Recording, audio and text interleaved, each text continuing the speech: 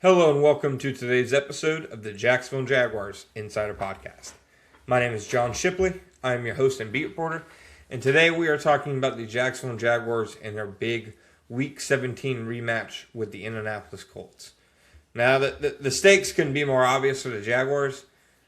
There is a reality where they leave this weekend as AFC South champions. Obviously, it would require a Houston Texans loss against the Los Angeles Chargers on Saturday.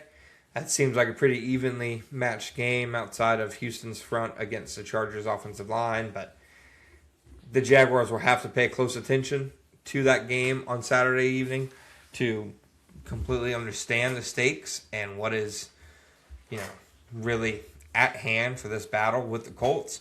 But I don't expect that to change any of their focus. I mean, they've correctly said, I think, this week that, they're not focused on or worried about any other game happening or what this game means. They are focused on this game. They're not focused. They're already looking at the playoffs. They're not even looking at the Tennessee Titans in their home finale next week. They are looking at the Indianapolis Colts. And, it wasn't long ago when the Jaguars were playing this team for, mind you, one of the biggest games it felt like in recent regular season memory. It was Week 14. 20 days ago. A lot has obviously changed since then. Daniel Jones went down with an injury quickly in that game. The Colts have since signed Phillip Rivers to man the quarterback position. Teams are definitely not the same ones that they were in that game. Even the Jaguars, they placed Jordan Lewis on injured reserve. And they're already not the same team that they were that week. They'll be without Patrick McCarry at the very least. Also without Danny Strigow, who played a big role the last time around. Doesn't look like they'll have, or they might. He's questionable, but I kind of doubt it. Bayshal Tuten, somebody who obviously played a significant role in the Colts the last time around. So, one way or another, these are two teams that, well, yes, it's the same team. How much can change in 3 weeks? The answer is quite a bit. And there are fascinating ways I think the Jaguars match up with the Colts. Just like I thought they match up with them 3 weeks ago. Obviously, to me, where the Jaguars need to win this game is on defense. I believe that there is a clear and obvious way to have to play Phillip Rivers. And in doing so, the Jaguars can also take away the Colts' top weapon. It doesn't surprise me that Jonathan Taylor has not had a lot of success since Phillip Rivers has come back, because there's no reason really to play your safeties that deep when you're playing against the current version of Rivers.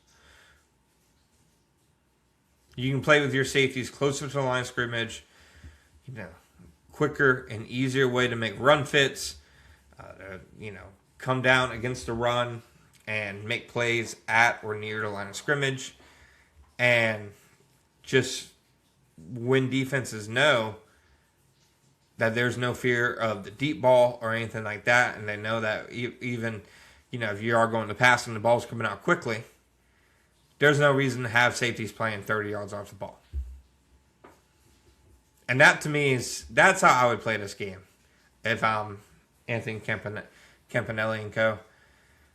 Obviously, there's going to be times where you're going to want to be aggressive and bring pressure, try to force him into a mistake, because I think simply rushing 4 and dropping 7 every play and, dropping into a different zone coverage every play, I think in many ways, well, yes, you can kind of suffocate what the Colts do on offense because he can't push the ball downfield.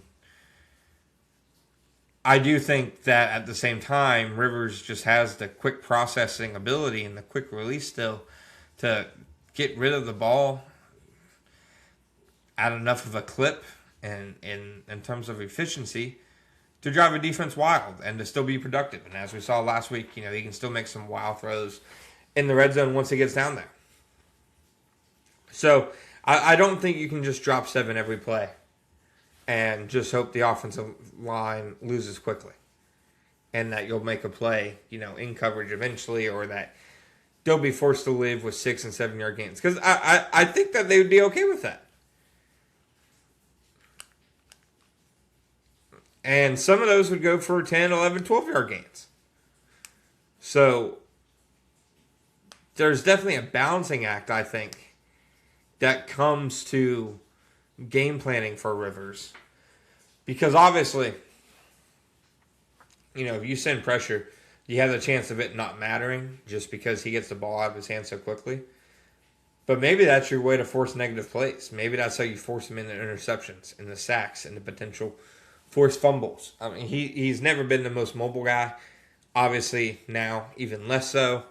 I haven't seen his metrics against pressure, but I would assume it's not anywhere close to where it has been in the past, just because he can't really move right now. And it's not to take away from him, because I do think it's amazing what he's doing. But the simple fact is, at 44, his physical traits, he is leaning more on the mental side right now. And I think if the Jaguars just sit back and let him try to outsmart him and find those little leverages and tiny advantages in each and every single given play, to me, I don't think that's the business you want to be in. I think you want to try to force him into a mistake at some point. I don't think you do it every down, but I think that at some point you need to try to make Rivers make a game-changing play for the better of the Jaguars. Not obviously a positive game-changing play, but one that would benefit the Jaguars wholly. And to me, I don't know if simply lining up and playing football, dropping into their zone coverages, if they're going to do so. Because I think Rivers can combat that. But I do think they need to do what teams have been doing to Rivers and play the safeties relatively shallow, really play that run, really focus on Jonathan Taylor not breaking off long runs. Because I think as long as you can do that and you can contain the explosive plays, then yeah, that makes it seem a little tight when it's 7-7, when it's 14-14, when it's 17-14. But when it's 24-14, when it's 27-14, when it's 28-14, when you can start to build some momentum and give yourself a little breathing room, that is when you can learn, obviously, to live with it.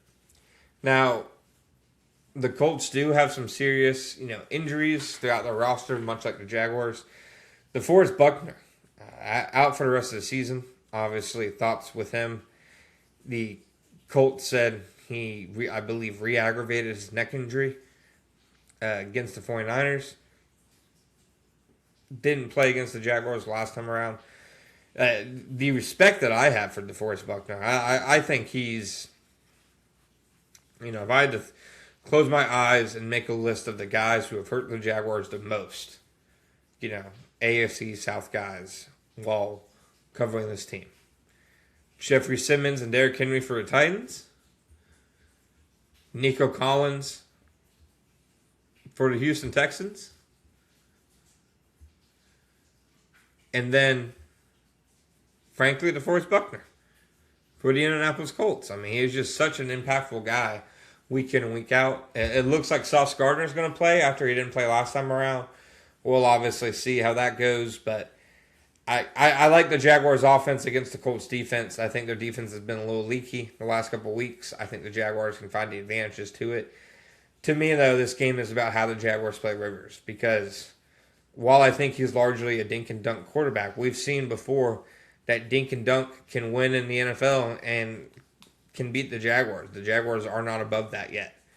So it will be fascinating to see, but here, ultimately, my final prediction, I'm going Jaguars 29, Colts 16. Thank you guys for listening to today's episode of the Jacksonville Jaguars Insider Podcast. My name is John Shipley, and as always, Be back next time.